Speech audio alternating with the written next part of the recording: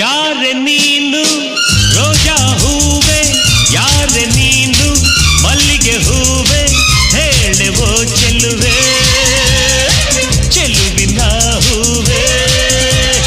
ಸೌಗಂಧ ಹೂವಲ್ಲಿ ಕೂಡಿಕೊಂಡಿತ್ತಂತೆ ಸೌಂದರ್ಯ, ಹೆಣ್ಣಲ್ಲಿ ತುಂಬಿಕೊಂಡಿತ್ತಂತೆ ಸಂಗೀತ, ನನ್ನಲ್ಲಿ ಸೇರಿಕೊಂಡಿತ್ತಂತೆ.